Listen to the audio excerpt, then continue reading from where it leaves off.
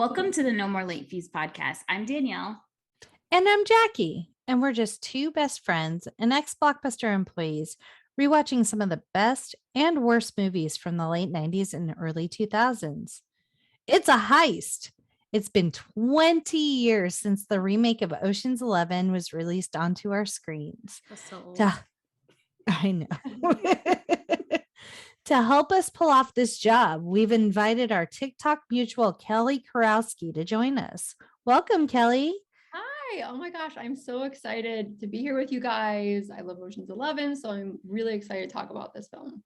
Yay. I just remember when this movie came out. Jackie, I feel like you and I were very excited because we used to play the movie game a lot. Mm-hmm. And when we would get a movie that just had so many people in it, we knew, okay, the movie game is going to be a lot easier because now we have all these people to draw from. Yep. That's how nerdy we were.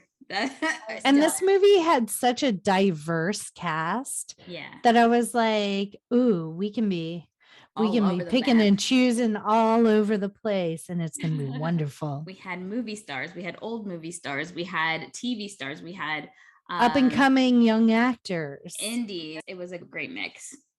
Well, if you don't know, then let me tell you about Ocean's 11. It's a 2001 remake of the 1960 movie that featured the Rat Pack, had the same name. Ocean's 11 features an A-list ensemble cast that follows friends Danny Ocean, which is George Clooney, and Rusty Ryan, which is Brad Pitt, as they plan the heist of a lifetime. With his clan of thieves, Danny attempts to steal $160 million from casino owner Terry Benedict, played by Andy Garcia, as well as the love of his ex-wife Tess, played by Julia Roberts. I said like half the cast already, but I'll say who else is in it. Starring George Clooney, Brad Pitt, Matt Damon, Andy Garcia, Julia Roberts, Bernie Mac, rest in peace, Don Cheadle, Casey Affleck, Scott Cann, Carl Reiner, Eddie Jemison, Elliot Gould, and okay, I looked this up to figure out how to pronounce this properly, and I could not find it online. It looks like Quinn Shaobo. Yeah, but I feel like the cute, I don't know, but I apologize. Sorry. If you guys know how to say it, tell me. The movie was written by Ted Griffin and directed by Steven Soderbergh, and you can watch it on HBO Max. But before we get started, let's get into our ratings rewind. So you know the drill. Before we get into the movie, we'll reveal the rating our Y2K versions of ourselves would give. Then at the end, we'll see if our current selves agree with our initial rating. Our scale consists of would buy it again. The best, would plan repeat. 5-day rental. Would watch again. 2-day rental. Yeah, okay, but nothing to write home about. And same-day rental. What's that smell? Oh, it's trash.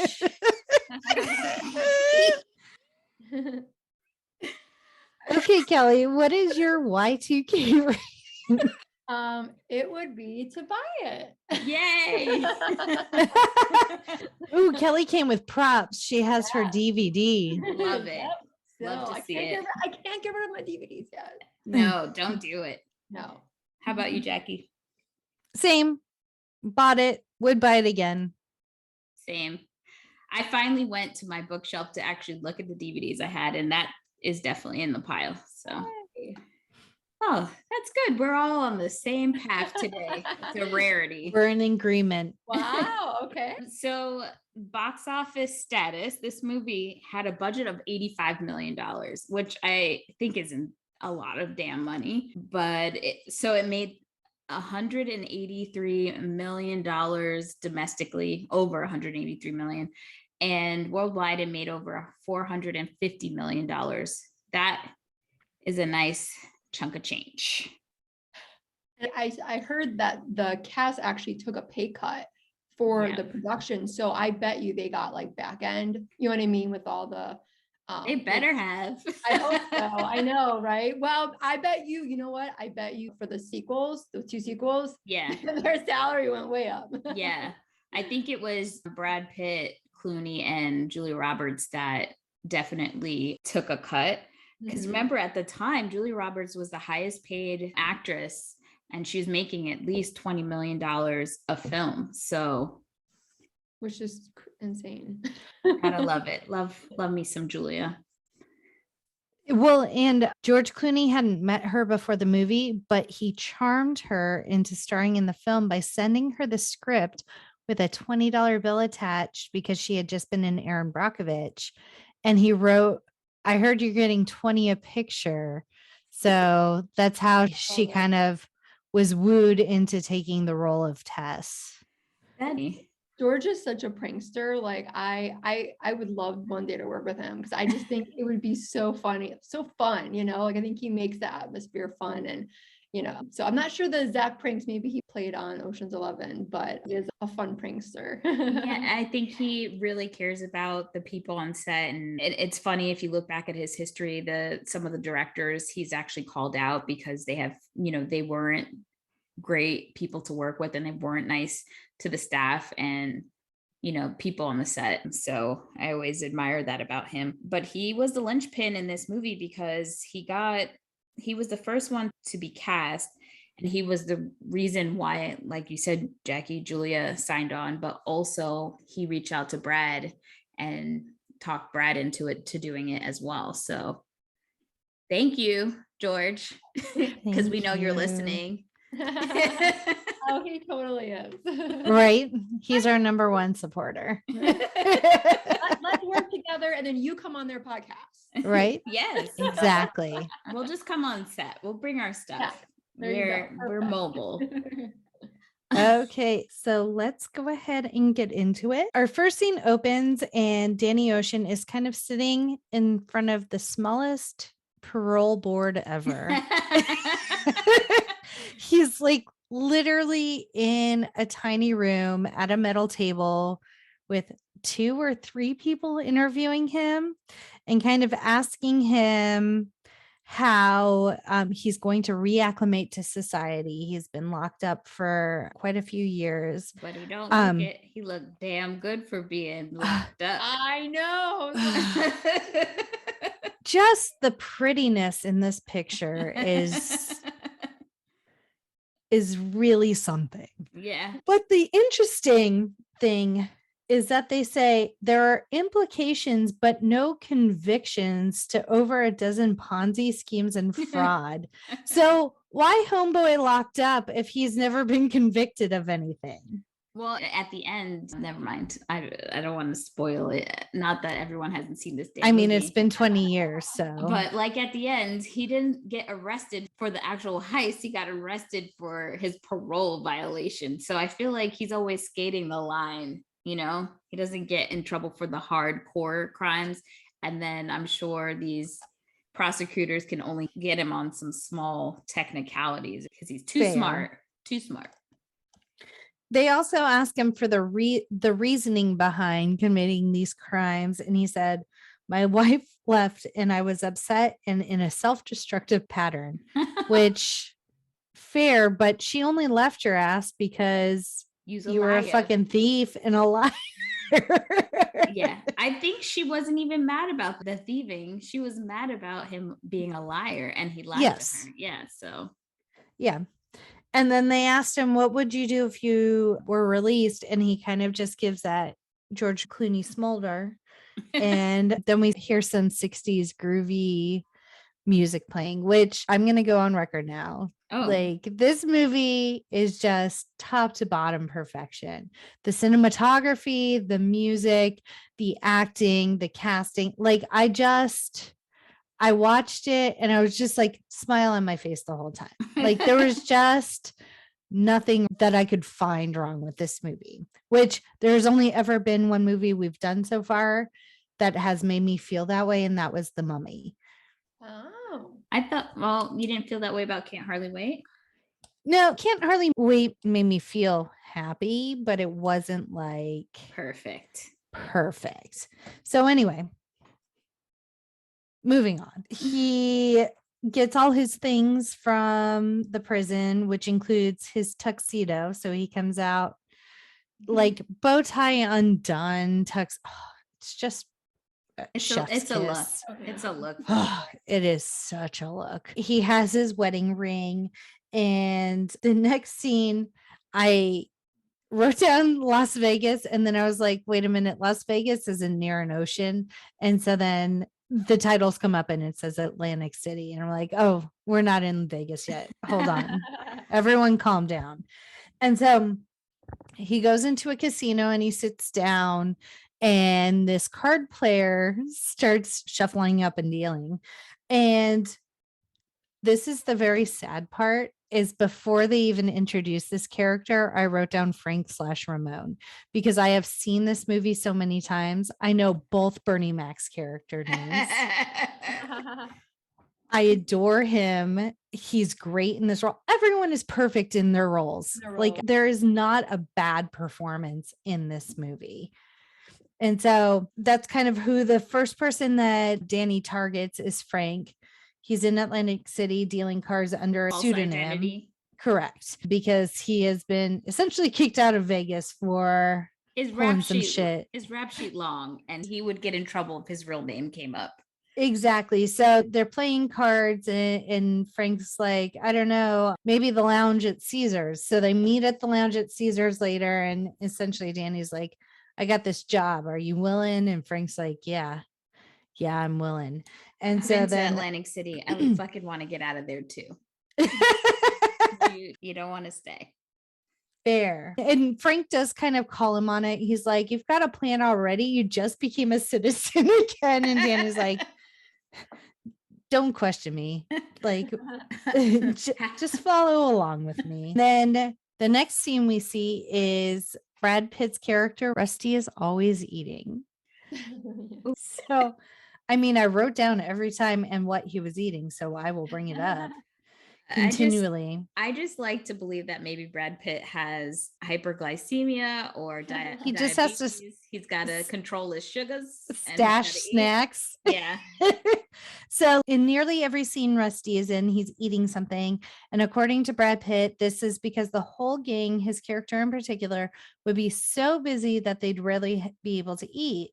So it was decided that Rusty would just be eating all the time. He first mentioned this when he was eating after having worked all day without a break for lunch and was hungry, because he thought it would be a good character trait for Rusty. And this led to a gag at the end of the film where Rusty gets heartburn and throws the food away. So we see Rusty. He's in LA, and he's kind of running a scam where he's hustling child actors on TV shows. I love this scene so much. It's so good. Such a surprise. Like, I was like, yeah, oh my God, Joshua J. Like, they're playing themselves too. You're like, oh my, like, it was like one of the coolest scenes. I love it because I always thought Joshua Jackson looked a little bit like George Clooney. Like, they could be cousins, maybe brothers in my mind. So when I saw him in there, I was just super excited. And plus, I was a WB stan, and pretty much everyone in that scene was on a WB show, with the exception of Shane West, who was on Once and Again, and Topher Grace, who was on That 70s Show. But everybody else was on a WB show, you know, at that time. Stoked. So I wrote Poker Circle, Joshua Jackson, Shane West, Holly Marie Combs, Brother from Seventh Heaven, and not Tobey Maguire. Was my list, because I could not remember. Like, I would never have gotten Barry Watson, but I could not remember Topher Grace's name, and I was like, it's Venom. It's not Tobey Maguire. He deserves more. You need to put some respect on that man's name. I mean, later I did write Eric Foreman, so I got closer. And Topher, who also listens to the podcast, obviously. Yes, I apologize, Topher. We apologize. I recognize your name. I laughed because when I was looking at the description and they were saying all these people were in it, and they were saying that they were teen stars, and I had to think about it. And I was like, Holly Marie Combs. It's like, that bitch ain't no teenager. None of them were teenagers. Maybe they were on teen shows. Maybe that's what it was. Yeah. Maybe. Yeah. At this point, they're all just idiots. They don't know how to play poker. They don't realize Rusty is scamming them. And then apparently they're in the back room of a titty bar, because Rusty is shown watching some girls dance. And I literally wrote, Rusty wants to die, because he is just so defeated on his break from hustling the children. And he's drinking whiskey straight and just watching some girls shake their boobies. So this club that they shot at didn't have a back room, so they had to build a back room on a different set for this scene. So Rusty comes back from his regrouping, his woosah moment, and finds Danny now sitting at the table playing poker with the children's. And so they talk about the number one rule is to leave emotion at the door. And they're all playing poker. So it's Rusty, Danny, and all of the teen stars. And they're kind of talking about the rules of poker and how you play it. And like, they must be bluffing because you wouldn't bet that, blah, blah, blah. And so the kids bet all their money and they got hustled. And then you come to find out Danny and Rusty were hustling them the whole time. They were a team. They knew without saying. The best part of this like whole interaction is after, the game is over and everyone's leaving, how there's paparazzi outside and they're all going for all the teen stars, but you have George Clooney and Brad Pitt walk right out without being stopped. And obviously in our minds, we know that these are the two biggest movie stars in the world. And it just made me laugh. I don't know, gave me a little giggle just to see that. I love that too. I made a note of that. Like, they should have been the ones being fawned over. Then George Clooney and Brad Pitt are talking as they walk to the car. And Danny is like, you look bored. And Rusty's like, it's because I am bored. And so Danny's, I have an idea. I want to knock over 3 casinos, the Bellagio, the MGM Grand, and the Mirage.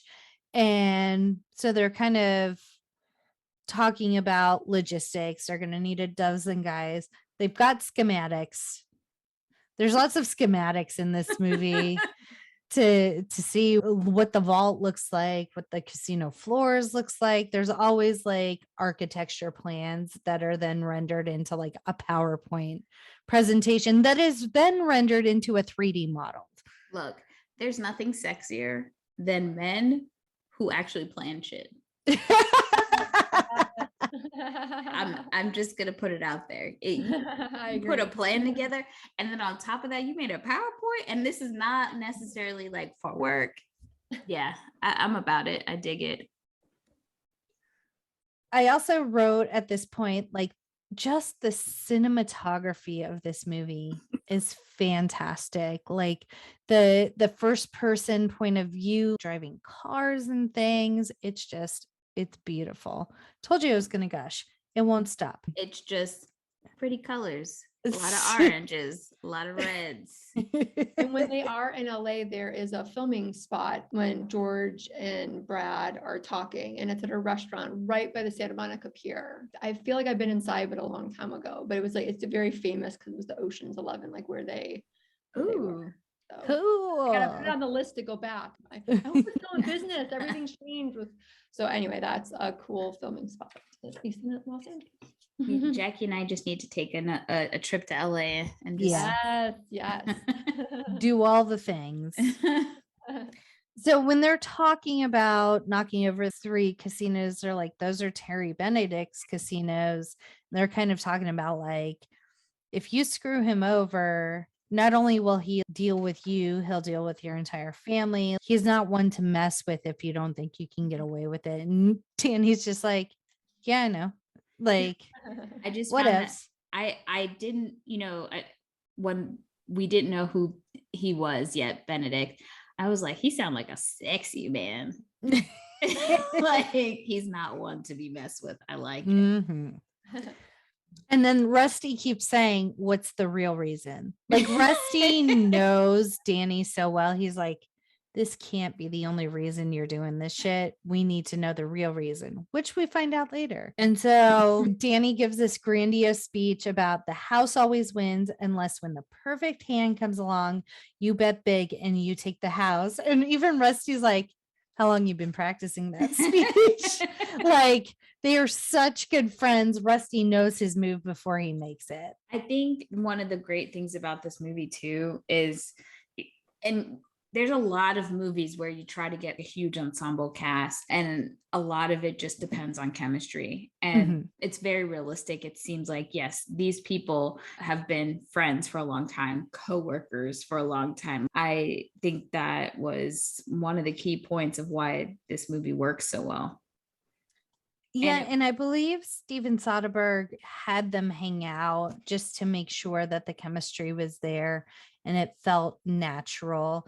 And during downtime, the cast often crowded around Carl Reiner to listen to his stories. So I could really only love imagine. I could Oh my only God, imagine. no. He just passed away last year. So sad. I think it's also notable. I think why this movie also works is because the original movie, because it's a remake, was not that impressionable. Besides the fact that it was the Rat Pack, that's it. Most people, it's not on their top any list. And even the cast had a hard time watching it. I think Julia Roberts said she tried to watch it like 2 or 3 times and she fell asleep every time. I said, same, Julia. I have not seen it. Have you guys? I tried and I was like, this shit boring. So we did not miss out on anything. Well, and even with the exception of the title character, Danny Ocean, none of the principal characters have the same name as their counterparts in the 1960s version. So it's very much a like, they kind of took the bones of the 1960s version, but made it Their own. bigger and better and got a better cast for it. Yeah. Like. And it feels like an old Hollywood movie, which we at that point we hadn't had in a long time. You know, things in the industry had changed so much. So I think people like that as well. Yes. And Vegas just kind of has that old school feel too. Yeah. You know, Yeah. I think it just really fits. And so now we need someone to fund this shit. You need a sugar daddy. Yes. And then kind of piggybacking on Rusty's remark of you have to find someone that really hate Terry. They go to Ruben's house. Ruben is played by Elliot Gould. He lives a life of extravaganza. And for those of you who don't, from a name recognition, don't know who this legend is, I'll give you 2 points. He was Monica and Ross's dad on Friends. Jack Geller. And he also used to be married to Barbara Streisand. Yes. Back in the day. They're literally lunching with him. He's in like a robe, has gold chains around his neck. I love his like whole his attire. Aesthetic. Yeah. Like after they talk to him, they're like leaving. He's like, let me know where to send this furniture to. I want to give you something. It's like, dude, you're sending them furniture? They can get a couch now, but whatever. But so they approach Ruben and he's like, y'all are out of your goddamn minds, is literally what he says to them. And then he goes into kind of a tirade about the 3 most successful Las Vegas robberies that weren't very successful and pretty much ended up with everyone being incarcerated and sometimes dead. So essentially driving the point home that no one has ever successfully pulled off a Vegas heist. And Danny's like, it's fine. It's not a problem. Like Danny keeps his cool, never is concerned about anything ever. He's just like, I got this. It's fine. I've had time to think serving my sentence. That's good. What's so crazy. Like, I feel like his character didn't even look at his stint in jail as a punishment, but just like, I'm taking a holiday. I'm planning. I'm thinking. I took some reflection time. I feel like I need some of that Danny Ocean in me. Right. Collective, like like everything's gonna be okay. He has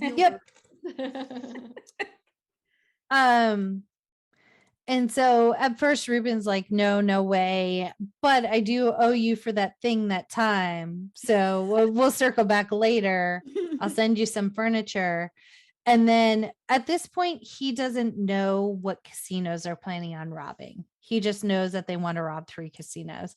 And he's like, by the way, which casinos? And they're like the Mirage, the MGM Grand, and the Bellagio. And he's like, Terry Benedict's casinos. You have piqued my interest.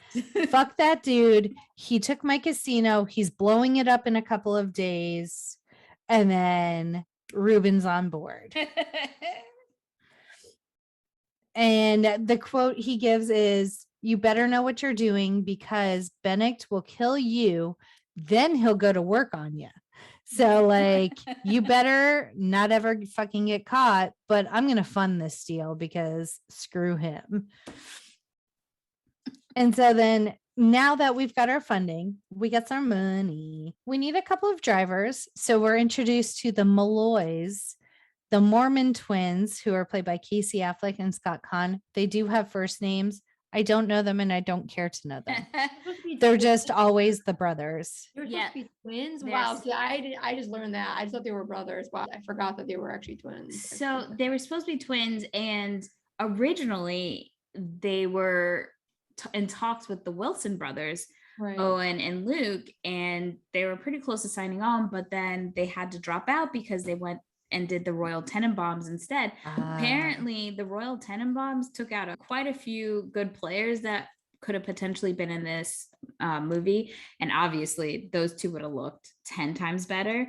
Yes. Danny Glover, he also turned down the role of Frank, which went to Bernie Mac because he went to be in the Royal Tenenbaums. And then Bill Murray was supposed to play a lounge singer, just like a small cameo.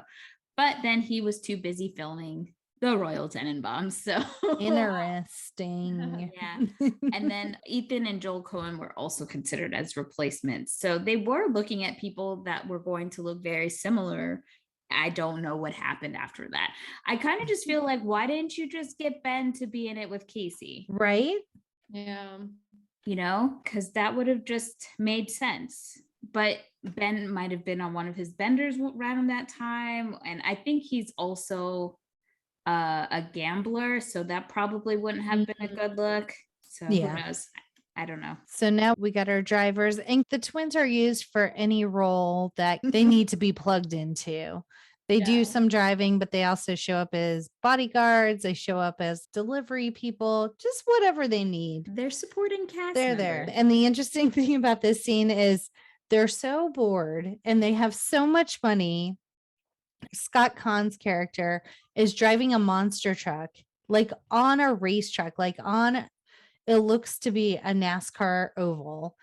And Casey Affleck has a monster truck remote control car and they're racing. And then the remote control car is beating Scott Cann. So he runs it over because why wouldn't you? So you can kind of see their relationship a little bit and that they're kind of unhinged. Yeah. They definitely, they don't look like brothers, but they fight like brothers and squabble. Yeah. And the writer said that a lot of that came from his relationships with his own brother. So makes Which sense. I totally appreciated that they acted it very well. Yeah. I totally bought that they were related. They had some good banter, like back and Yes. forth. Yeah. Well, I mean, I think this is a good time to mention that you got to be on the set of Ocean's 12. So did you get to see them at all when you were on that movie?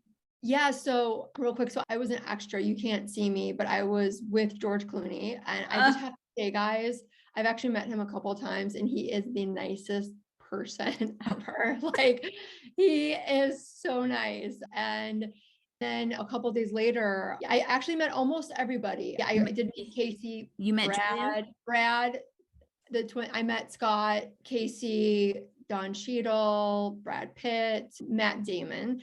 But what's funny about Matt Damon is People Magazine was there and they were taking pictures of us, and my picture with my friends ended up in People Magazine, like little Promotion or whatever. Yeah, promotion. And so they put us in there, which is really cool. So yeah, everyone was really nice. I feel like the only person that maybe I didn't get a picture with was Andy Garcia. I feel like he kind of was like his character a little bit, like maybe, I don't know. He wasn't, didn't He might have been method. Maybe he was just like, yeah, he might have been method. Yeah, I don't take any offense to it, but everyone was really cool. And again, George, I mean, my goodness, I hope everyone gets a chance. Did you meet Julia? That's all I really wanted to know. No, I didn't get to meet her. She was pregnant during that movie though, wasn't she?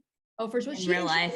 in 12 a lot. Like Yeah. we filmed a little bit in Chicago. So I'm from Chicago, and that's where they filmed, is like the beginning scenes in Chicago. But it was really cool. It was So fun, lucky. a fun, crazy month. I'm so jealous. So Brad jealous. Pitt is also really nice too. So last thing, my picture came out so bad, guys. This is me. My mouth. And I was like, and this is when it was you guys, this was literally 1 hour photo. We had to go get it. There was no digital, so I didn't know how it came out, right? I was so upset, and I was like, oh my God, this is so embarrassing. I can never show anybody. And then fast forward, I was in LA. My friend goes, you want to go to the Benjamin Buttons premiere? And I said, yes. And we ended up going to the after party, and I got my redo picture with Brad. Yay. And so that's what I mean. Second chances, third chances, you guys. So he was That's very awesome. gracious and very nice for being such big stars too, like they seem very genuine. So That's cool. yeah, very cool experience. The next person we meet is Livingston. He does all the electronics stuff. And Rusty's like, how are your nerves? And he's like, okay. So he's just like a sweaty, nervous mess 100% of the time, which comes into play later. I love that actor because, well, I always think of him from the movie Waitress. So that makes me have an affinity for him every time I see him. And then we quickly meet our munitions expert, Basher, played by Don Cheadle, with the worst Cockney accent ever, but I still love him so much. He did not like his accent. He's very ashamed of it. And he was even trying to figure out, like in the other movies, not to have it. And so there was drama with him in this movie. Yeah. So if you have the DVD, you'll see his name is nowhere to be found in the credits or on the movie, the DVD. Oh, yeah, it's not on the DVD. You're right. So he was having a problem with negotiations. He believed that he should be top tier with Brad and George and Julia, and they didn't. So he said, well, then don't put my name on any of it. So they were able to work things out, though. I love a man who fights, because come on, at that point, I think he was Oscar nominated. Like, he's a pretty big star at that point. So he did get top billing for Oceans 12 and 13. So they were able to work it out. I am going to reveal, when I saw this movie, it was the first experience I had with Don Cheadle. Thought it was British. I had no recognition that accent was fake. So he convinced a party of one, and my friend Nick from the Monsters Inc. episode had to tell me he was not, in fact, British, and that was a horrible accent. So thanks, Nick. Always coming in with the knowledge, Nick. Right? He's just here to help. Yeah, 100%. We appreciate a helpful king. So how we're introduced to Basher is he's literally pulling off another job. He's breaking into a vault at a bank, it seems. So he does all the things, blows up the vault, walks inside, and someone forgot to disarm the alarm inside the vault. So he's being arrested. And Brad Pitt just walks into the scene as like, hey, I'm from the ADP, flashes some random badge. Like, I got this. And then gives Basher some sort of smoke bomb that he detonates. And as like, it's all smoky and flashbangy, they just run away. And so Basher is essentially a fugitive this entire movie, still doing all the things. And then he also notes that it'll be nice to work with proper villains again. One of the bank robbers is actually Steven Soderbergh in this scene with him. So I thought that was funny. I didn't notice when I rewatched, so now I have to go back and go look. Did you notice, Kelly? I didn't. No, I need to go rewatch that scene too. Yeah. Next is they're at a Cirque du Soleil performance, and the amazing Yen is doing flippies, and they're like, that's our grease man. And so it didn't take much to convince him to join. And this was the actor's motion picture debut. It's his first film. And I think they discovered him while he was rehearsing with a group. He was a part of a group called the Peking. Peking Acrobats. Yeah. And then they reached out to him, and he didn't speak any English, so he had a translator on set. I also think it's funny that they did not have any closed captions whenever he was speaking. So we have no idea what he's saying, but apparently his character understood what they were saying in English, but Brad Pitt's character could understand him because he would respond. So I'm guessing he's a multilingual hottie who eats a lot. And this is the second thing we see Rusty eating / drinking. So we saw the whiskey at the titty bar. Now he's drinking a soda. It's going to go more in depth because I wrote down every time he was consuming something. And now we're at Saul. Poor sweet Saul, just betting on the doggies. Like he's just in Sarasota, well, somewhere in Florida, might be Sarasota, betting on the dogs. And Rusty and Danny are like, well, we need a person to kind of portray the high rolling gentleman who's going to get some stuff into the vault for us. So Saul's, I came down here, I'm retired, but then they kind of, hey, but you can make this much. And he's like, okay, I'll think about it. Rusty hand him a ticket, and Saul's on the first flight out. Money talks 100%. And then one of the last members of the team is Linus. Linus is played by Matt Damon, and he is a pickpocket by trade, seems. So we see him on a subway. He steals someone's wallet, but Danny Ocean is just that much better than him. So Danny then steals the wallet from Linus and leaves him his business card with a note like, meet me at this pub or whatever. And so they're like, we got your name from your dad. Well, he doesn't say dad. I think he says the guy's name, and then Matt Damon, Linus says, oh, that's my dad. He didn't tell you. So yeah. And so they're kind of sitting there. Danny has an airplane ticket and his hands are on it. And Linus is all of a sudden looking at the plane ticket, and Danny looks down and he's like, Linus has sleight of handed the plane ticket out from underneath him. And Danny's like, this is our guy. So now the gang's all here. Rusty, I believe, is eating again in the scene, but I couldn't figure out what he was eating. But he was eating. And so they've kind of like catered meals. We're at Ruben's house, gang's all together. They're outside talking. And essentially Rusty's like, if anyone wants out, this is your time. No harm, no foul. We go our separate ways. We're good.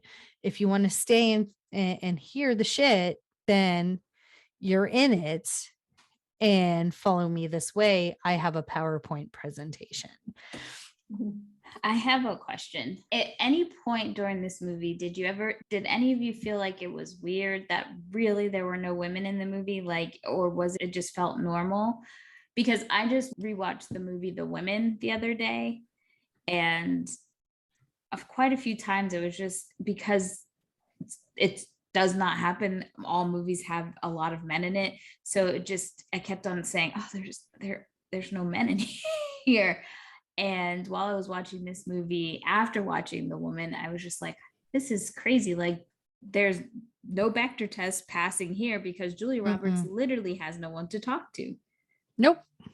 No, that's so funny. I literally talked to my mom about that today. I was like, even in other small roles, like the security officers or just anybody, there was no other women, just even in like little roles. I really noticed it watching at this time. Yeah. I think the only other notable person was Angie Dickinson, and she had like just a slight cameo, and she was in the original Ocean's 11, but she wasn't talking to anybody. So yeah, I don't think I ever noticed when I watched the first time. I definitely did not notice the lack of female representation. The only other female character I can think of is the stripper that they pay off to steal the badge. Yeah, I think you're right. That's the only one. And she had a speaking role at least. I mean, so, no dig or anything like that. But no. Because I had just watched The Woman, it clicked in my head. I'm like, oh, wow, look how desensitized we are that we don't think this is abnormal at all. This is weird. So when Rusty's like, everyone come inside, Linus is the only one that's hesitant. And Ruben's kind of still standing outside, and he's like, "You're Bobby Caldwell's kid." And then he just looks at him and goes, "Get in the goddamn house." And Linus is like, "Okay, yes, sir." So then we see our PowerPoint presentation. They're the 3 most profitable casinos.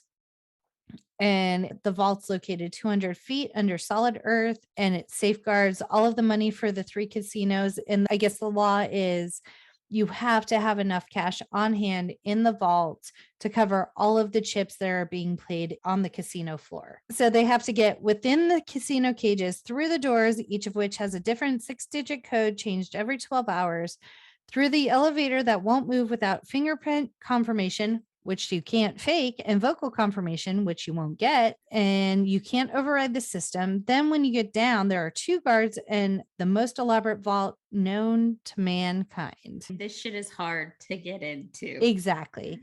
And there's no tunneling because they have sensors all around the vault. But they said it's 150 to 160 million because it's a fight night, so they'll have even more cash in the vault. And it's split equally 11 ways. And then they forgot to mention the cameras. So Saul asked, "So we're just supposed to walk out with 150 million. No one's going to say anything." And Rusty and Danny are, "Yeah, that's the plan." And Saul just goes, "Oh, okay." Like we're all on board. With this. But I think it speaks to, and you find out later as you're watching the movie, but the reason they know this is because of Benedict's hubris, his ego, him being robbed. He's not going to want people to know. So he's going to swallow that loss and not say anything. Yep. And we see Saul is continually consuming Tums.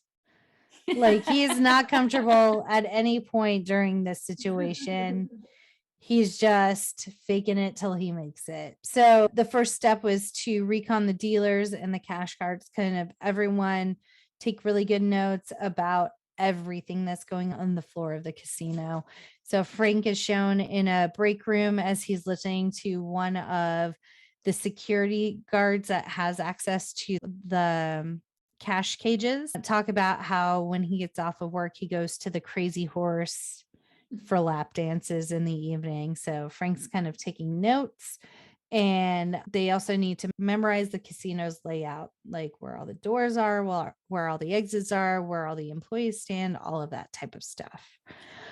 They're casing the joint. Correct. I love this part because this is where I feel like my real skill would have been able to shine, which is pure stalking. So fair.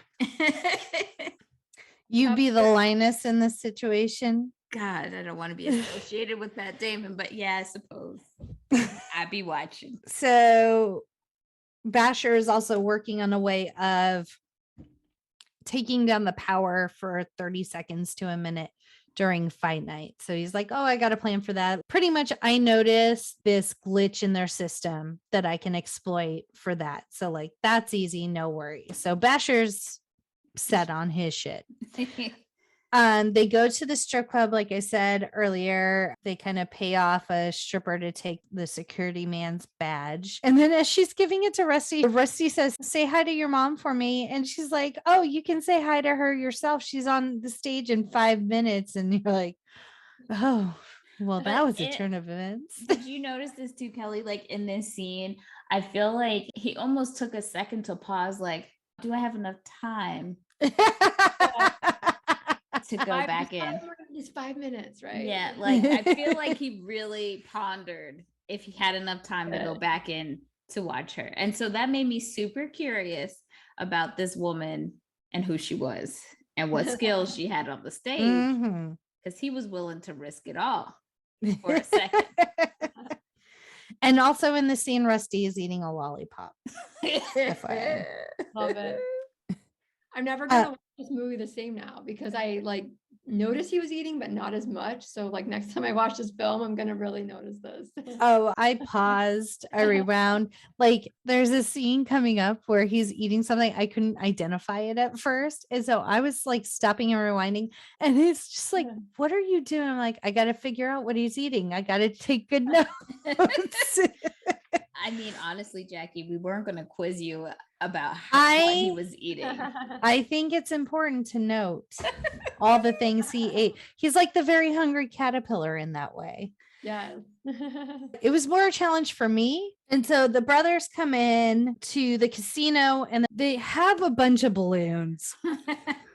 They have a scheme. So pretty much they go in and they purposely start a fight. And then while they're fighting, Casey Affleck's character lets this gaggle of balloons he has loose, and it goes all the way up to the ceiling, and it's now blocking the camera. So now everyone's focused on these two idiots fighting. And it's really weird that the guard doesn't just pull the balloons down. Yeah. Like, he's so busy trying to get them to stop fighting when really it's the balloons that's a huge issue. I would have just called security, got those two guys out, and but it's a movie, so. Yeah. And so the reasoning for blocking the security camera is so Livingston can use the stolen badge and get into where the servers are and the cameras are for the casino. So Livingston is able to patch into their system and kind of hijack it at will, and also patch in different video feeds. So not only are they able to see all the camera surveillance in the casino, they can also override it if they need to. And Livingston is very sweaty because this is very stressful. And so he's like wiping the sweat from his brow. And as he goes to leave, he had a map drawn on his hand. And he no longer has a map because he has wiped it off on his forehead and the sweat has rinsed it away. And so he's very confused. Then another security guard comes out and he's like, "Hey, sir, hey." So Livingston is like now power walking, trying to get the fuck out and not knowing where he's going. And finally, the security guard catches up with him and he's like, "You forgot this."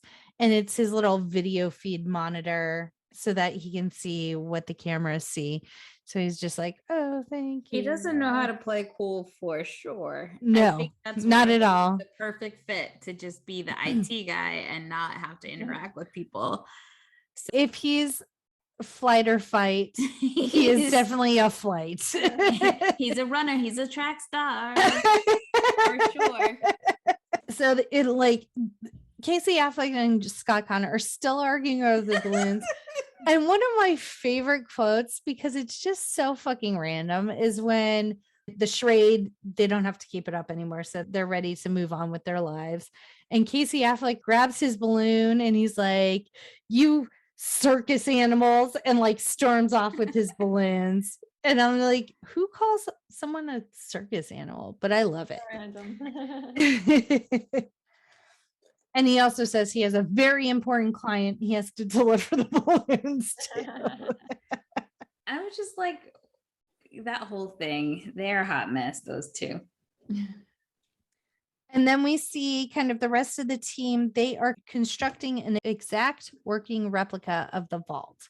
And so they're kind of bringing in materials, constructing the vault. And then Linus is trailing Benedict to memorize his daily schedule, what he does and everything.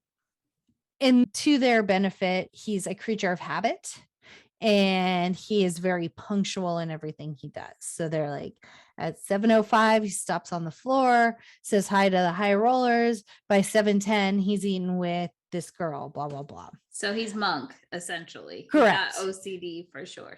Yeah. And this is so that they, number one, know where Benedict is at all times within the casino. But number two, they have to get the codes from him. So they have to position themselves where when he opens his portfolio that he's handed with the codes, they can see the codes from their vantage point. And while Linus is doing this recon, the brothers are not helping, but they're at the car lot with Bernie Mac, who plays Frank. And Frank is haggling to purchase some vans. The brothers are literally just like standing on the back of a van, bouncing it. They're like two fucking idiots. Just checking to see if the wheels are two good. Idiots on a van. But I love the scene with Bernie Mac because what he does in this scene, he makes the car salesman so uncomfortable that he's literally willing to almost give this damn car away for free at this point, just so Bernie Mac's character can leave. Yeah, he's like talking about moisturizer for his hands, but then it interferes with his nighttime activities, and like you know what I mean. Wink, and wink. but all the while still like really like squeezing his hand in a handshake, and the guy's just like you can see it on his face. He just wants to be left alone. But he's not even, it's not even that he's like, he's got his hand, but it's almost like he's leaned in and he's pulled the man in closer, and he's talking about something not completely sexually, but adjacent enough that makes this man very uncomfortable. My only issue with it is like when he said, oh, you're supposed to wear the gloves with the lotion at night so that you can moisturize it, but I don't do it because it gets into my nighttime activities. But I'm just, okay, so why don't you do your nighttime activities and then put the gloves on with lotion? That because was what my brain was thinking. Logistics. I just felt like that's not really a good reason not to wear the gloves if you want to wear the gloves. Just saying. Fair.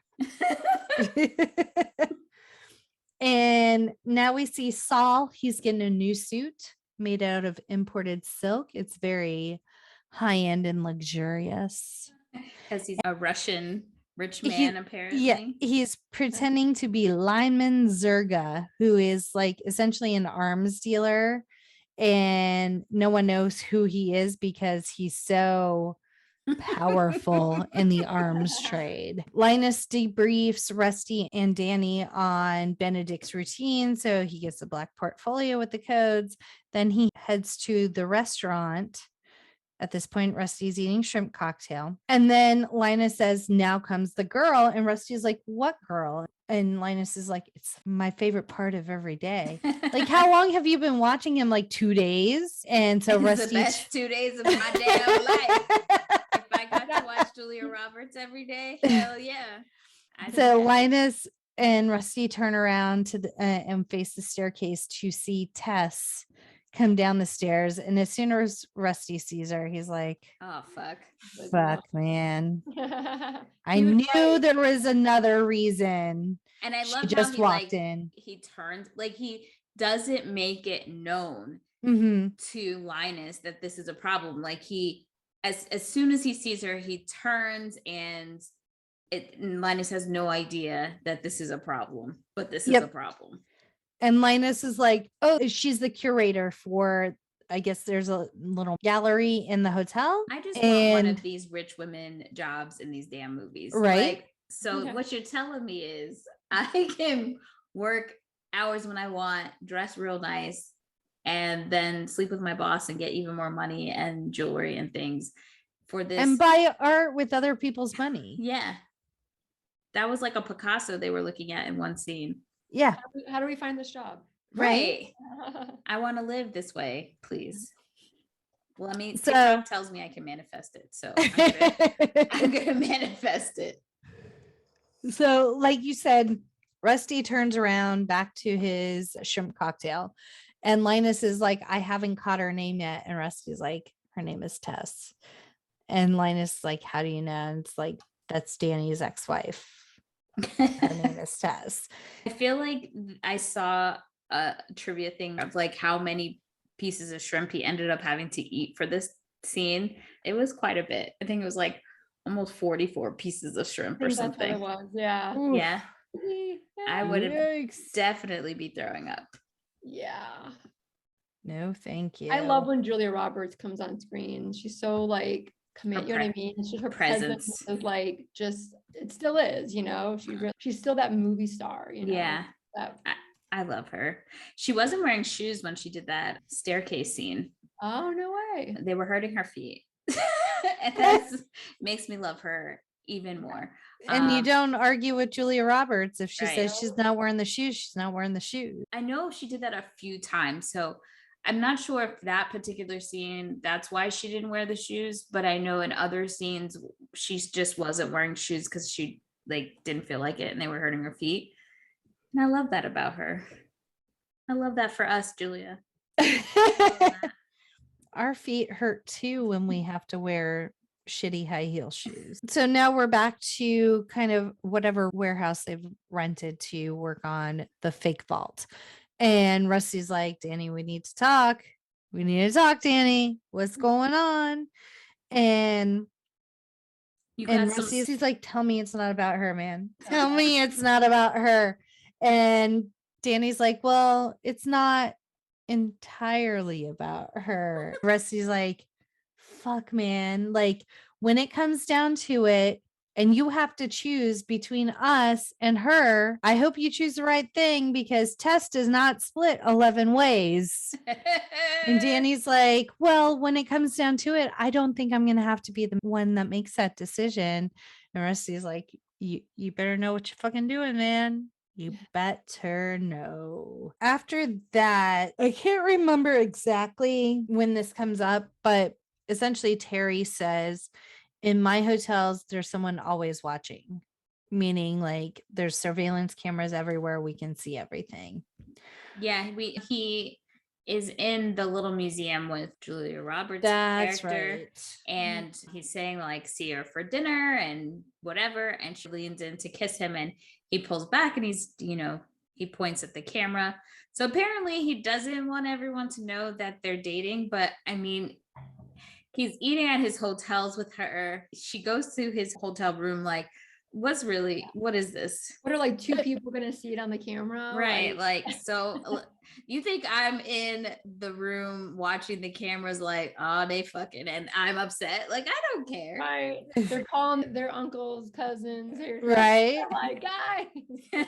Guess who Terry Benedict is banging right now? Danny Ocean's ex-wife. Yeah. Super weird.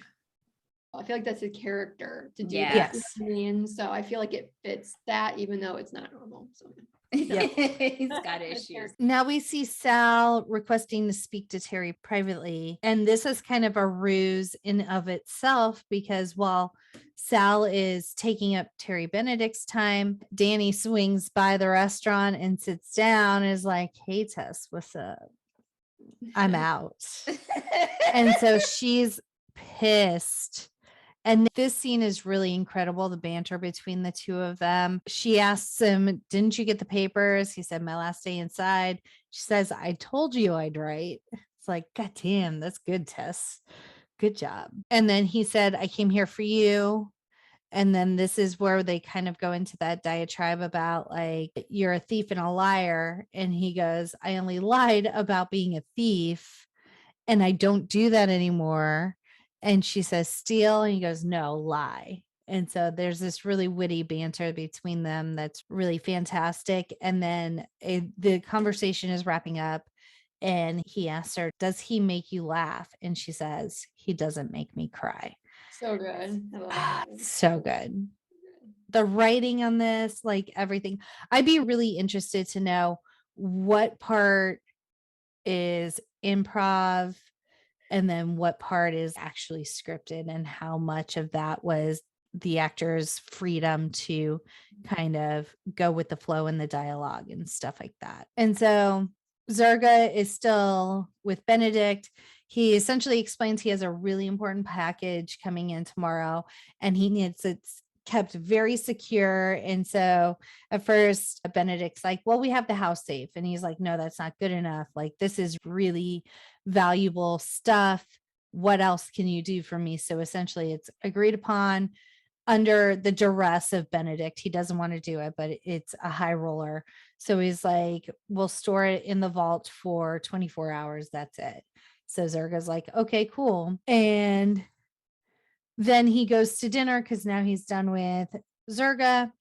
And so Danny and Benedict have this really quick exchange. And Danny is standing up at the table while Benedict and Tess are sitting down. And Danny's playing with his wedding ring the whole time. So Tess is kind of noticing that he still has his wedding ring. And at one point during their conversation, he's like, where's your wedding ring? And she said, I pawned it. Like, I'm no longer married. I don't have a husband. So he's like, oh, interesting. Yeah, so this whole dynamic pretty much is just it's a game of chicken and tango between these three people. You know, you see that she's just really angry. You see he's still in love and he wants to fix things. And you see the passion between the two. So you know that she probably has some affinity. And you can also tell the very contrast differences between how she engages with Danny versus how she engages with Benedict. And Benedict is always in control. And so even in this scene, you see him stroking her hand. You see him completely unbothered by Danny. And so it's all very much a game happening between the three of them. And at this point, it's insanity, but Danny finally leaves to go about his business. But it's a very interesting dynamic to see. Yeah, and you can see how passive Tess is with Benedict versus she's willing to argue with Danny. She's willing to put him in his place. But anytime Benedict's around, she's just kind of very quiet, very demure. So yeah, there's a very different dichotomy between the two relationships. Now we see Basher working on carving the explosives that they need for the vault. It's kind of like a deep green color. It seems like he's carving them into like emerald type shapes or something. And this scene is kind of pinpoints why Reuben is willing to fund the entire thing, because Benedict has bought Reuben's former hotel and is demolishing it to put a new hotel up in its place. And so you see the actual demolition. They're outside. Everyone in the crowd is watching. And after Benedict speaks, they all turn around, like do a 180 so that they can watch the building be demolished, except for Danny continues to look at Tess while the building is demolished behind him. But also in the scene, they cut to Basher working on the explosives. He's watching a TV while literally you can see behind him out the window the building being demolished, but he's watching it on TV instead of turning around and watching the thing happen in person. It's just a really great scene, and I love the cinematography aspect of it. It's really cool. Plus, it's partnered with very mod music to lead the scene along. And so now they're kind of pre-planning and practicing the actual day of the heist. They are kind of talking about like, okay, these are the steps that need to happen. And all of a sudden Basher shows up and he's completely covered in sewage. And he's like, when they demolished that hotel, they realized what I was planning on exploiting was it took out the power in the hotels that kind of shockwaves did. And so he's like, they're working on fixing that now. So I need a new way of taking out the power for at least 30 seconds. We can do it with a pinch. The only pinch I know big enough is in some institute in California. So now they have to drive to California and steal some shit. Like a giant fits in the back of a commercial van. It looks like the machine that they had in Endgame that took the quantum realm thing to time travel. That's what it reminded me of when I was watching it. Do you think when I watched this about the whole when the power go out, do you think that could actually really happen? Because I felt like, I wonder if after this movie they were like, oh, we got to make sure no one actually tries to do that. That's what went through my head. I was like, oh my God, like, could that really happen? You know, I'm sure it could.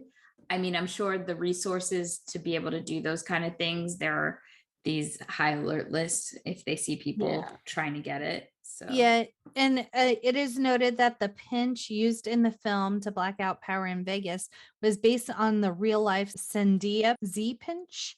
However, the effect shown is unrealistic, as no device of the size shown could achieve that effect. Okay. So I guess whatever device is in existence, it can take down power, but I guess not an entire giant city. And so they go to the California Institute of Advanced Science to steal this mythical pinch. And Linus is told by Danny to stay in the van with the brothers. The brothers are literally like teenagers. Yes. Mentally. And they're playing 20 questions or not touching, can't get mad, not touching, get mad. And finally Linus has had it. He goes inside to help? ? But why? Like, I would have understood if he like got out of the van and was just walking around. Like, why Yes. the fuck would you go in there? It's not like they're going to Costco. You want to go get a hot dog. They're robbing the place. What are you doing? Exactly. I was yelling. I was like, why? Why? And so, of course, as he's walking into the building, they're coming out with the pinch, and now they have to wait for Linus, who's been got by the security guards. He's having to evade them, has to break a window now, jumps out, rolls off a roof, runs and jumps onto the back of the car. They open the back doors for him to get in. He rolls down the front to the hood. And so they finally get Linus in the car, and they're like trying to get away because they're security now. I just think this was his Born Identity audition or something. It just makes no sense. Yes. He came out of that window. Yeah. And then Yen's trying to close the back doors, and one of the doors slams his hand and injures his hand. And so now Yen has to be all bandaged up on one of his hands. I know this scene was fake, but I was mad at Matt Damon. Why you hurt that man's hands? Yep. Yeah, you need obstacles in movies though, because then it's like, oh, now he's got his hand. How is he gonna do? So I get it, but I hate Matt Damon. You hate him for hurting his hand too. So. You just add, there's layers of hate. Just has layers, yeah. And one of the layers is Yen's hand. So now they get back by dawn, because it's like the sun seems to be rising as they get back with the pinch. And Rusty is eating ice cream, and Danny is informed that he's been red flagged and can't go into the casino. And so that kind of throws a wrench into things. So many wrenches. So many wrenches. And they're all just kind of sitting in their suite, and they ask Saul to do something, and he's in character, and he's like, I don't do that, blah, blah, blah. And they're like, Saul. And he's like, oh, I'm sorry. Not they. Freaking Rusty. Yeah. Like, he gets real mad. I was like, oh, okay. Show that fire. And so now they're like, we need someone to do what Danny was going to do. Linus, you're up. Can you do it? And he's taken off guard, but he's like, yeah, sure. Whatever. Don't fuck and it then up. Yeah, and then Saul kind of comes out of nowhere, and he's like, I don't get why she's with Benedict. She's too tall for him. It's true. I feel like she is taller than Andy Garcia. He could have been wearing lifts. A lot of actors wear lifts in their shoes. Like That's Tom true. Cruise. Yeah, Tom Cruise does. Yeah. Because I've noticed that where I'm like, why do they look taller today? And then I was like, hey. It just makes me feel like everything's a lie. Everything. It is. Because it is. Now Rusty's eating some candy, and he's trying to teach Linus the tips and tricks, like don't stand with your arms crossed, blah, blah, blah. Don't be aloof, but be coy, and all of these like conflicting ideologies. And then he goes, and whatever you don't under any circumstances. And then he's interrupted and walks away. And Linus is like, don't do what? I didn't get my full training. Right. That very much felt like a real job to me. Yep. 100%. Like, so I'm just going to sit here and I'm going to pretend like I know what I'm doing, but I really don't. Fake it till you make it, baby. So now we're at fight night at the MGM Grand. I think so. The briefcase arrives with Saul, or what is his name? Oh, wow. Whatever. Saul's persona's very important briefcase that he needs to be stored in the vault. But Danny's in the casino. I'm like, Danny, didn't they say keep your ass out of the casino? Didn't they say? He doesn't listen. Remember, He don't care. He runs by his own rules. That's what I think we love about him, because like, he doesn't take no. This is true. He is also a white man in America. He does not feel like anything is off limits. He does what he wants. Saul has like the briefcase handcuffed to his wrist, and he's very important walking through the casino along with Terry Benedict. And those two knuckleheads as his fake security. Oh gosh, yeah. Yes. And Bucky Buchanan comes out of nowhere. He's very tan. And he's like, God. Saul, remember me from Sarasota?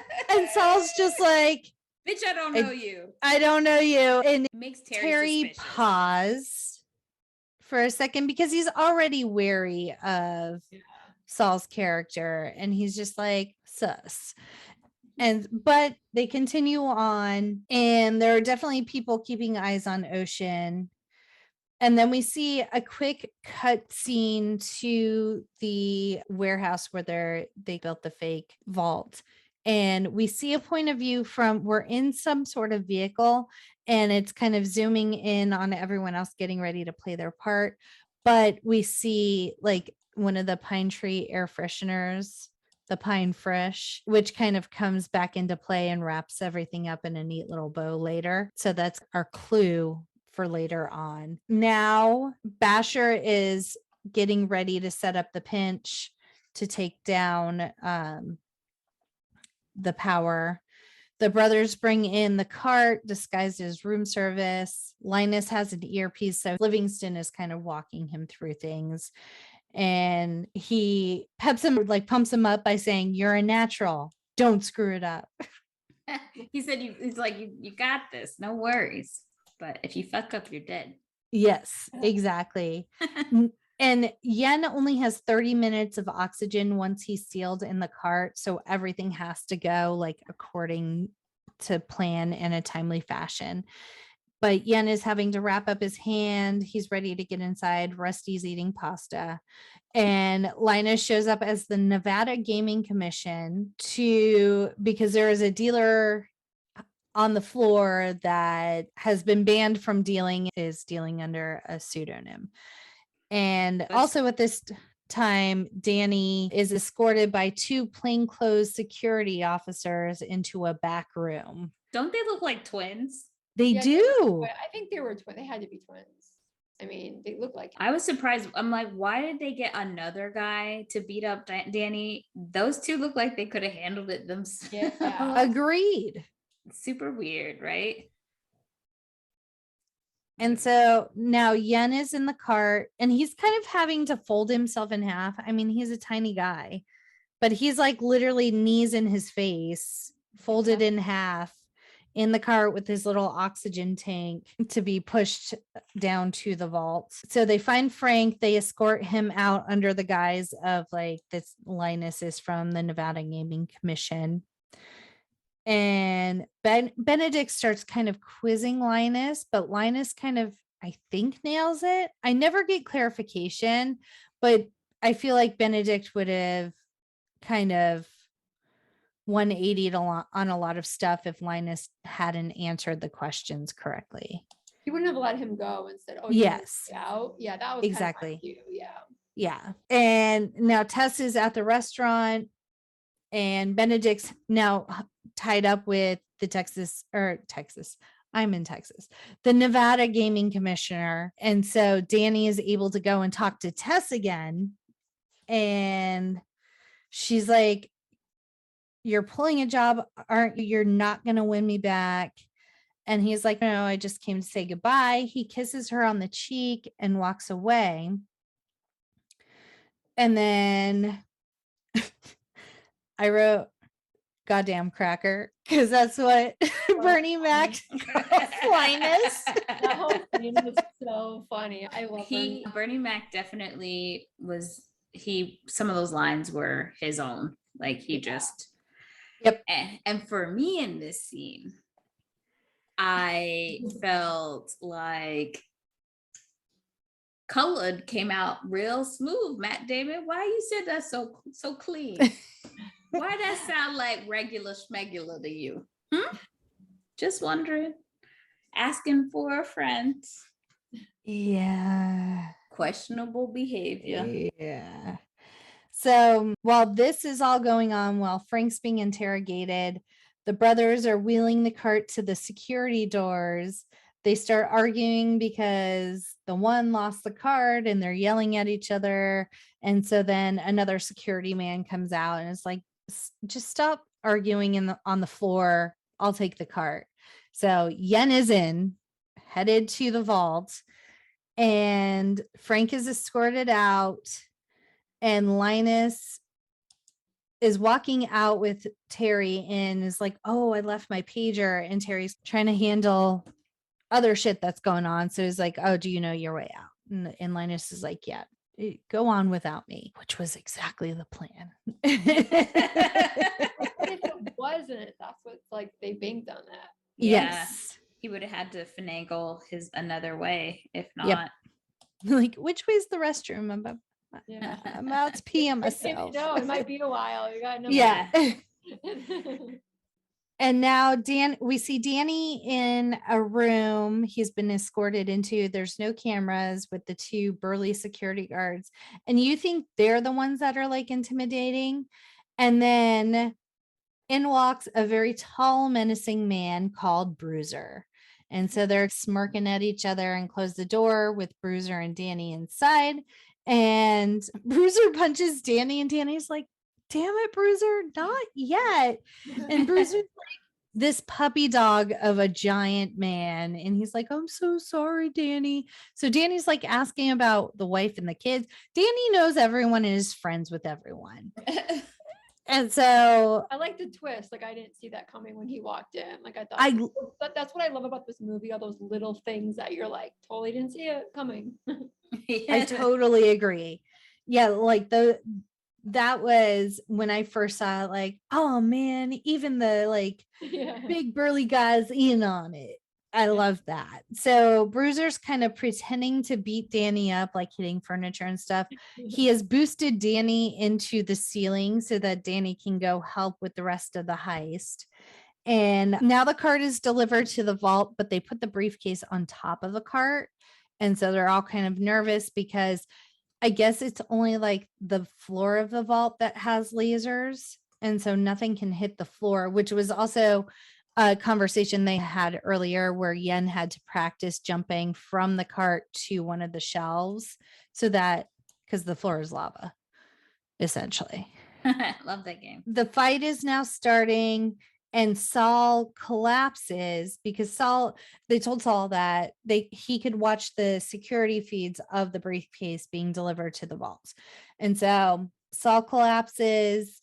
And so everyone turns their attention to him. And then at that moment, Livingston switches the feed to a fake camera feed so that they can't see what's going on in the vault. Linus is now in the elevator. He's getting on top of the elevator, and Danny's already there, like ready to go. And oh my gosh, at this point, they like call a doctor in the security room, and Rusty arrives in the worst wig I have ever seen. And we've seen some pretty terrible wigs in the movies we've reviewed, but I think this is like terrible on purpose. I was dying when I saw this wig because, I don't recall it. Like, it didn't stick out to me from when I watched it previously, but I laughed out loud when I saw this wig. It was Mike Myers' rehearsal wig for Austin Powers. And that makes sense, because same thing. I didn't notice it as much until this viewing recently, where I was like, that's horrible. But it's like horrible on purpose, But I think, but it made it more comical, that whole scene. Yes. I hope there's a blooper somewhere out there with Brad Pitt just saying, "Yeah, baby, yeah." I just hope. Now there's a conversation between Linus and Danny, and Linus kind of starts connecting the dots that argument between Rusty and Danny was fake, and it was to convince Linus that he needed to do this extra role in the heist. I just love the sneakiness. Yes. Even between their own people, that's what's so funny. It's just so clever. Every turn of this movie is just so clever, and you never see it coming. You're just like, oh, And that makes 100% sense why they would do it that way. Like, it's just so good. Now we've lost Saul. Rusty as Dr. Rusty is like, we've lost him. Bruiser's continuing to beat up Danny. And now we see that there's lasers all the way down the elevator shaft. So Linus and Danny have like hooked themselves up with like, I don't know, like, I don't even know what to call them, like Batman apparatus where they can like zip to the bottom really quick because they're like strapped to the top. So Basher now needs to deploy the pinch, and he like covers his junk with his hand, like that's going to help something. But the pinch works, the lights go out, they zip to the bottom of the elevator shaft. The lines are a little too short, so they have to cut them. Question, this is the only fault I can find in the entire movie, like logistic wise, is if they cut the lines, wouldn't they be dangling when the lasers like went back up and set the lasers off?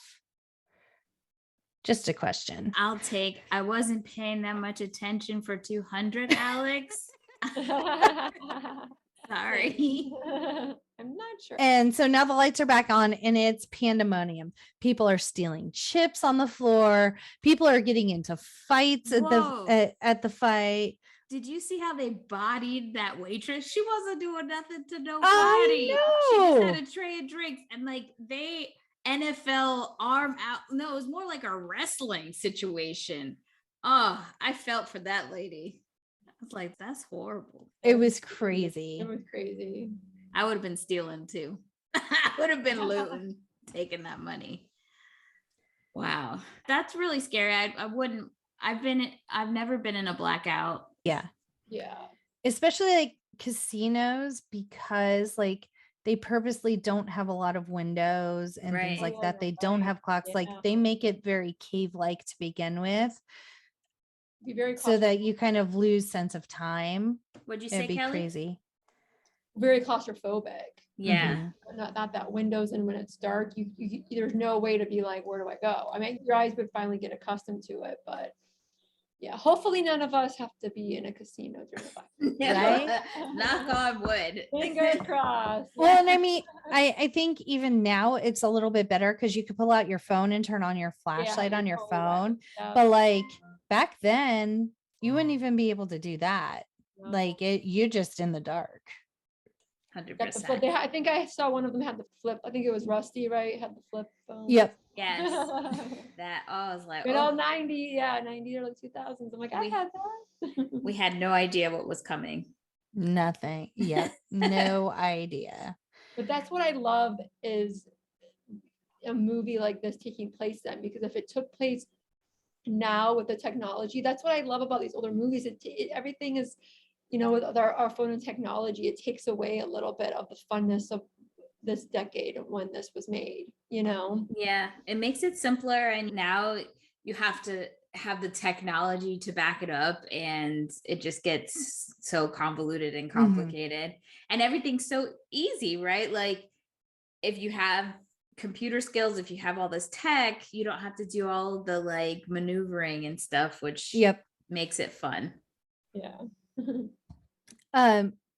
We see Yen getting out of the cart, and he realizes he can kind of see the handcuff dangling down, and so the briefcase starts to fall, but he catches it and is able to reel it in. He takes the jewels out, stuffs them in his pockets, because now he has to do a flippy onto the shelf and kind of climb over to where he needs to set the explosives. He almost overshoots the shelf and tumbles backwards almost off the backside, but he catches himself. Very stressful. Danny and Linus kind of throw in a smoke bomb because there are two guards at the bottom of the elevator. And so they take out the guards. What are they wearing in this scene, by the way? The picture behind you. This one? Yeah, I thought they were in a boy band, 100%. I had the exact same thought. I'm like, it's like just Streets back. It is a black shirt, but then has like a circle of pleather sewn. It was onto so the top 2001. Of it. Yeah, I'm like, does this make us look like we're in the middle of a heist? Is Is it high chic? Is that what we're going for with this look? Their name is called the Ocean Boys.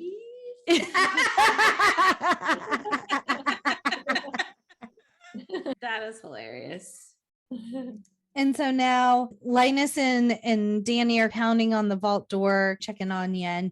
Yen's still setting up the incendiary, whatever, the explosive devices. Are you trying to impress? What the hell?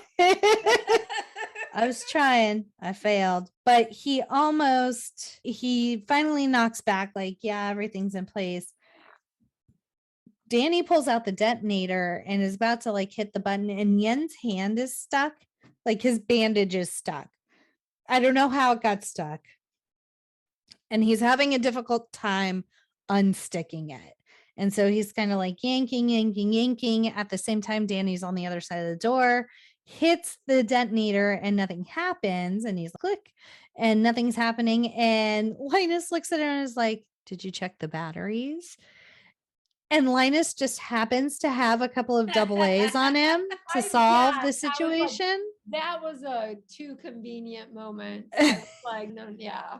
Well, I think, okay, this is Linus, not Matt Damon, but to his defense, Linus, not Matt Damon, he did not want to screw up this job at all. I think he very much was like meticulous and planned for anything that could go wrong. Because I know me, when I have my anxiety, I have to plan as much as possible that anything goes wrong, so that I feel better about the situation. So I can imagine Linus probably did that. This is true. That's true. So like they put the batteries in, and Yen has just gotten his hand out and is able to like get away from the door. And Danny blows the door, and like they walk in and they're looking for Yen, and he's nowhere to be found. Plus, what happened to the lasers on the floor? Like, wouldn't that have been tripped? Was that something else that like Livingston turned off? I don't understand. He probably turned it off. I hope so. It wasn't clear of that. No, because I feel like that would have been a scene you would have saw them preparing for, right? Mhm. If they knew they had to deal with the lasers. So I just feel like he turned it off. Yeah. So they walk in and they're like, Yen, where are you, Yen? And he's like under like a piece of metal. And he says, where the fuck you been? English real clear now. So now we see them packing up cash. Anyone that hadn't been in the vault has made their way back up to the hotel room, and they're all just sitting around watching what's going on in the vault. And now Rusty calls a phone, and Tess and Benedict are kind of walking out of the chaos, which was the fight arena. And Benedict's like, you're ringing, like what's ringing? And Tess is like, I don't have a phone. And he's like, well, there's one in your fucking pocket, answer it. And so Tess answers it, and she's like, it's for you. And I almost rewound the movie because I'm like, did I temporarily nap when Danny put it in her pocket? Like, I did not see that scene. I was very confused. But shortly thereafter, you see the flashback of when Danny goes to kiss her goodbye, he puts it in her pocket. And I was like, oh, I did not miss it. Okay, carry on. And so Benedict gets on the phone and he's like, who's this? And Rusty's like, the man that's robbing you. And I'm like, it's Sexy. true. So sexy. And he says, are you watching the monitors? Keep watching the monitors. And Livingston switches them back to like the real camera feed. And it's all the people in the vault packing up the money. And Benedict like turns to Tess and he's like, you should leave. He kind of dismisses her. So dismissive of her. This must have been a hard role for Julia Roberts to play because she was being treated like shit. Yeah. But in a passive aggressive way, like not outright, but just a man who just thinks women are accessories kind of thing, yes, exactly. So she kind of gives him a bro look and excuses herself, but she's not happy.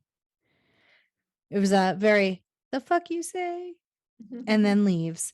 And so Rusty goes on to say, you're going to carry the money out for us.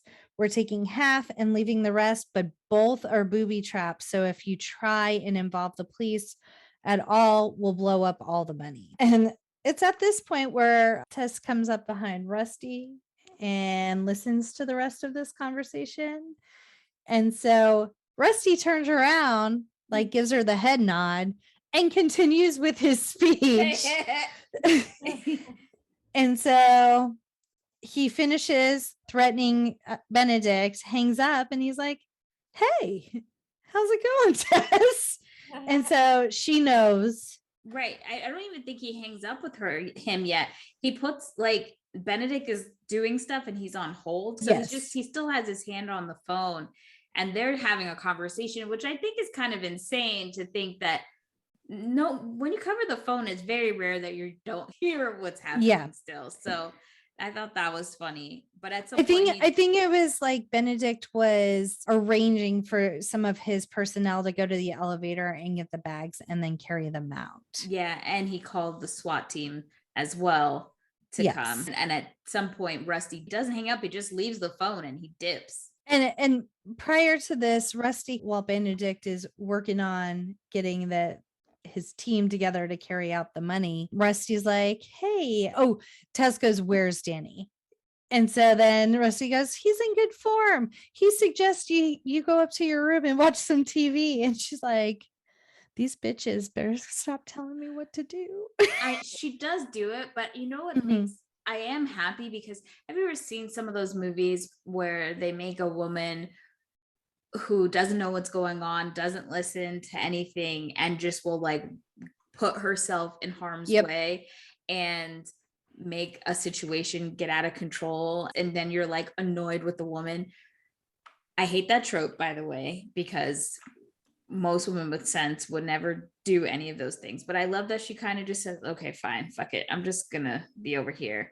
And that she is never used as some sort of pawn physically to be in danger, as like, give me your money or she's dead kind of thing. I'm glad they didn't do that because that would have been really annoying. They didn't make her the victim.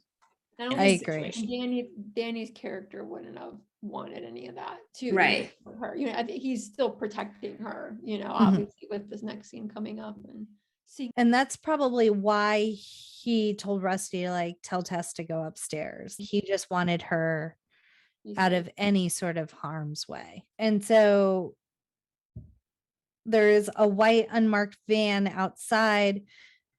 Benedict gets a bunch of his guys to take the duffel bags with the money and put it in the van. And then he kind of is like, okay, I've done everything you've asked, but he, quote, says, run and hide, asshole, run and hide.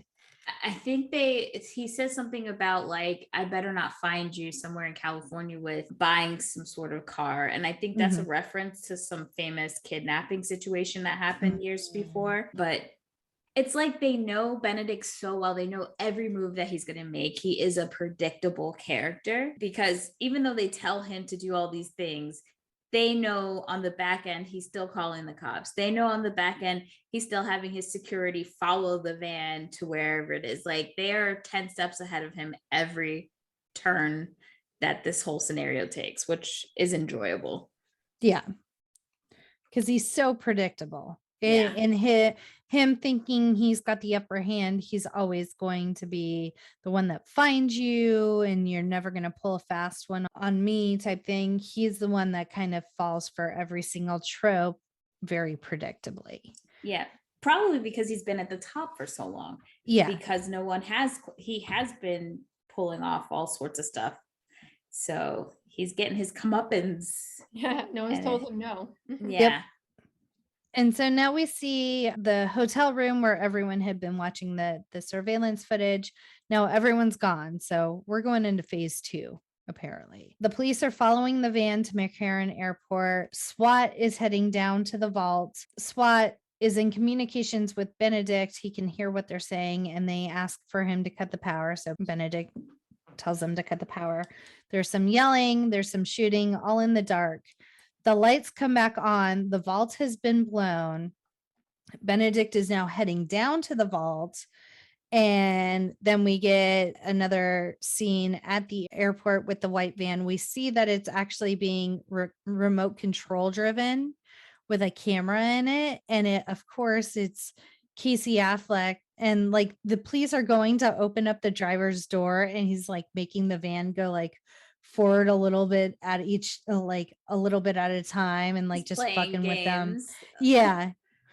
And then they blow up the van, and the police report back to Benedict. There's nothing in the bags in the van. It was all nudie flyers. And so then he puts it together to really look at what the scene is like in the vault, and realizes that, okay, wait, what the hell? There is no real money there. And he calls his guy back in the control room and says, hey, to look back at the film and tell me if you see the Bellagio logo on the bottom of the vault floor. And he does look back, and he's like, no. So now he's put everything 2 and 2 together. And at this time, at this moment that he's getting clarity, the guys from the SWAT team are walking out, and then you realize it's Rusty and the rest of the team, and they have literally carried the money right under his nose without realizing. They dispatched the phone call that they knew he was going to call the cops straight to their phone, and Livingston was playing as if he was the 911 operator. And so now it's all come together, how they were able to kind of pull all these shenanigans off. And Benedict is pissed. And where does he go? He goes to go find Danny, because he knows somehow, some way, he doesn't know how to be able to like say what it is, but he knows in his gut that he is behind it somehow. And he goes into the room where he's getting his ass kicked.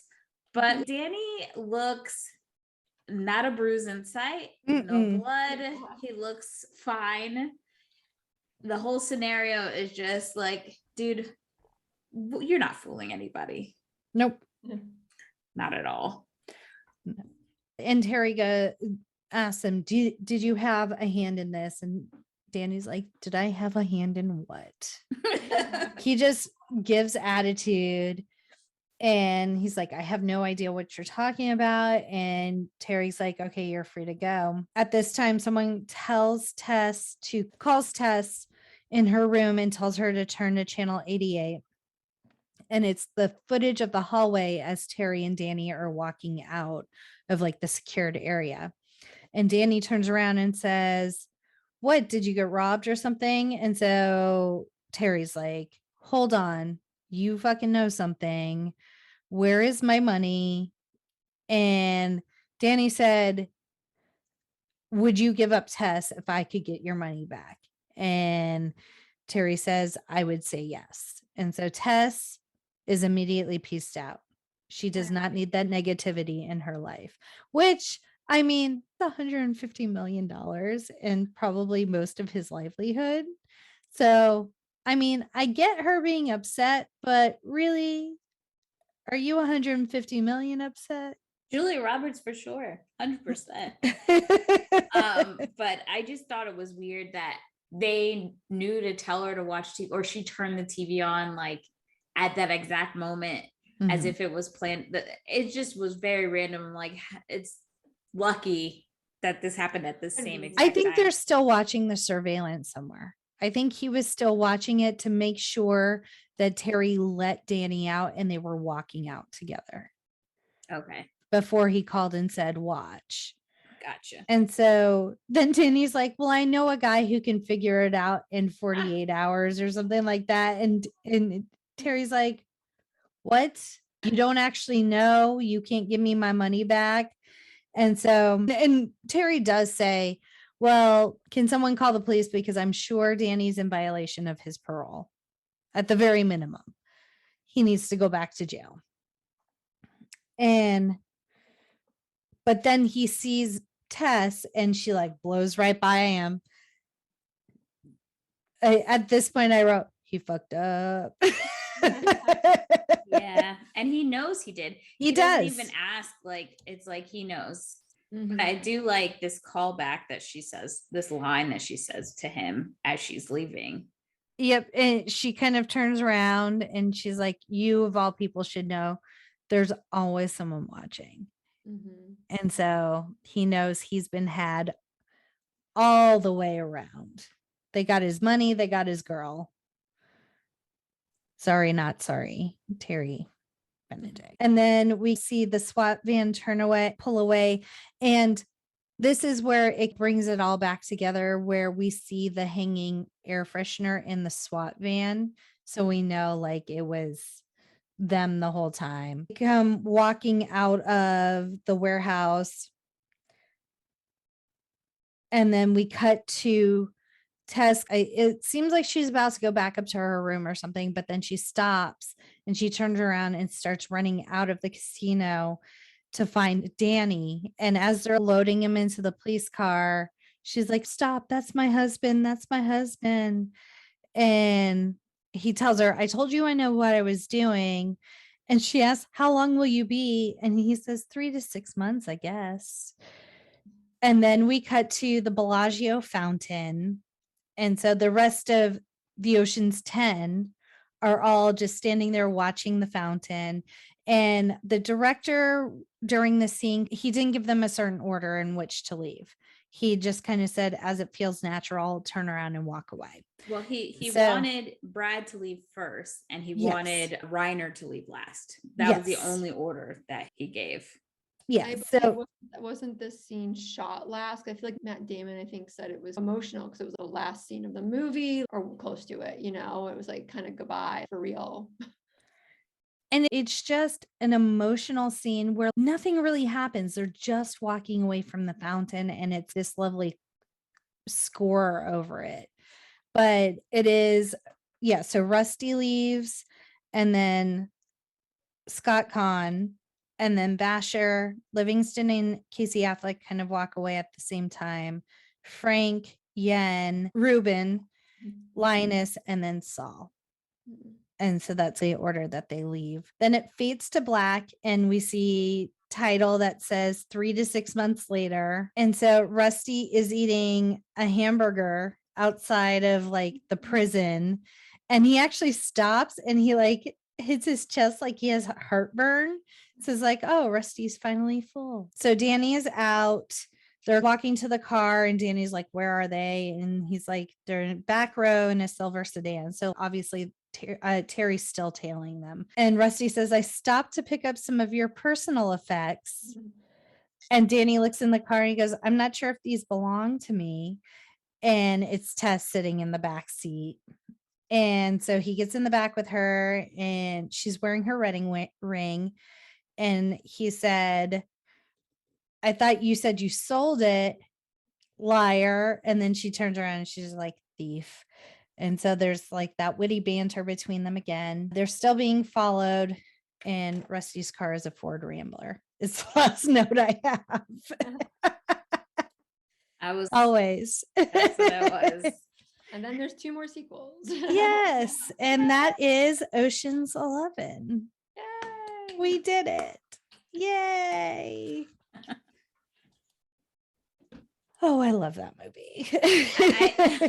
I definitely want to talk really quickly about the casting, because when I saw some of the people that could have been in it, I'm like, oh my God, this would have been a totally different movie. For example, Bruce Willis was originally supposed to play Danny Ocean and had scheduling issues. So that's why George Clooney was in it. But I think Bruce Willis has the charisma. He has charisma, but I just don't. He doesn't give me old Hollywood like George Clooney does. You know, like he doesn't give me Frank Sinatra vibes. Kind of. There's George Danny Ocean. Yeah. George Clooney is just so dapper in whatever he does. He just has that like je ne sais quoi, where you just. Oh, he was perfectly cast. Yeah. Now the other one that stood out to me was Johnny Depp being considered for Linus. Now I would have loved it because hate Matt Damon, but I just wonder they would have had to change the character around. I couldn't imagine him being the green one, like the young kid. They would have had to change his character a bit. But I feel like there was already two very strong leads between Brad and George. So I think it would have thrown it off. And Johnny has such different vibes. I could see him being like a Livingston kind of thing, or or even a Bash with the bombs. Yes. Kind of a loner. I don't see Johnny Depp as that nerdy, you know what I mean? Like Matt Damon kind of had the nerdy, like you said, loner. And I just wouldn't have pictured Johnny Depp in that role. Right. And Matt Damon did pull off that. I looked up to these guys. They're a little bit older than me. I'm like the younger brother vibe, and I just want to be cool with them. That he gave that. Mark. Okay, so here's another interesting thing. Mark Wahlberg was originally cast as Linus, and I can't see it, but he decided to go make that trash film Planet of the Apes. Let me not say that. Poor life choices, Mark Wahlberg. Some people, I don't know if it was that one or there was one that people liked.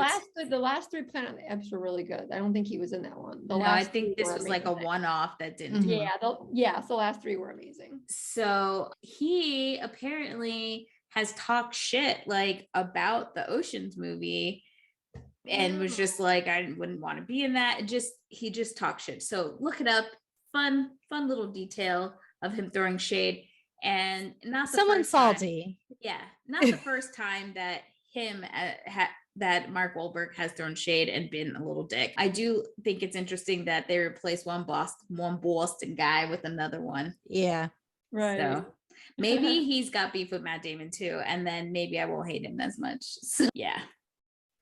Yep. What else we got, Jack? Jon Favreau was offered to write the screenplay and turned it down. I think probably because of Swingers is why they offered it to him, because that movie was definitely Vegas vibes all the way through. And I don't think it would have been a bad choice either. I don't think so either. Jon Favreau, like, so good. To quote Jon Favreau, he's so money in everything he touches. It's not a lie. Yeah, there were just so many names associated with this movie. And I think that the Terry Benedict character was so important to cast properly because you have these very big personalities, and he did a really good job of being a very smooth villain, but not over the top. And he felt like he could go toe to toe with them. Yep. And I look at some of the other names like Ralph Fiennes. I always find Ralph Fiennes to be boring, except as Voldemort. Michael Douglas wouldn't have been bad, but who would he have played? Benedict. If he would have played Andy Garcia's role. But I wouldn't have liked to see Julia with him. Julia, yeah. I think Andy Garcia was perfectly cast for that. Yeah. Warren Beatty was another choice. No. So I'm glad that they did. It's funny, all that scheduling and stuff, everything works out like it's supposed to, right? Yeah, true. Like, I think they did really good with the casting. Interestingly enough, the Bellagio let the crew tap into their security system to get real surveillance footage of the casino. Like, that is unheard of. Well, so apparently, I don't know if it was the writer or the director, somebody. Weintraub? Yes, it was the producer. Yeah. He was friends with the owner of the Bellagio, and the owner of the Bellagio sold the Bellagio to another person right before the movie filmed. But guess what? Producer was friends with him too. So of course, good to have friends. He's like Danny Ocean. He just knows everyone. I did see when I mentioned about the praying, I did see that George Clooney or the cast, they would do a 5 a.m. call time for Julia, even though she didn't have to be to set till 12. And so I think it's those funny things that, are innocent pranks, like I'm sure you're like, oh, but you're just like, you have to laugh. So yeah, she was in a full-on prank war with Clooney and Pitt, which I think I would die. Prank me anytime. Yeah, anything. They would have to call HR on me because I'd be writing crazy shit. You can prank me anytime you want. But Julia, she filmed her scenes pretty quickly. She did it in 2 weeks. So I guess she wasn't being pranked for too long. Yeah. She was like, peace out, homies. Danielle, Huh? did the name Bucky Buchanan sound familiar? Okay, so when I hear Buchanan, I just think of One Life to Live, but no, tell me why. So the guy that recognizes Saul, his friend from Sarasota, is named Bucky Buchanan, which is an homage to the James Bucky Buchanan Barnes, aka the Winter Soldier. Look at them weaving in Marvel. The funny thing about this is that this movie, like I started thinking about, okay, well, what other movies are close to having this fun vibe? And I really do feel like the Marvel movies give you this kind of same vibe. 100%. Like you feel like the actors enjoyed working together. Yeah. Mm-hmm. And that 100%. gives the movie so much more depth when you feel like that they're enjoying their time together. I felt the team. Like I felt like it was a real team. Like watching this, even again, I was like, the chemistry was really amazing. And that's a lot of Steven, the director. Making sure that they're hanging out because he wanted that chemistry to come through, and so that was really smart to be able to do that. And I love that, like a lot of them have worked with the director again after these movies, which is cool. But they've worked together. Yeah. After this movie. Like Don Cheadle guested on the Bernie Mac show. They've all been, what other movies? I think Brad and George were in another movie together later after these movies. What's the name of that one? Can't remember. I feel like they're going to be in another movie together. I just looked up Brad Pitt and George Clooney will star in an upcoming thriller together. Nice. Who's directing it? I don't know. Okay. I'll have to look it up, but it's Apple Studios lands George Clooney, Brad Pitt film.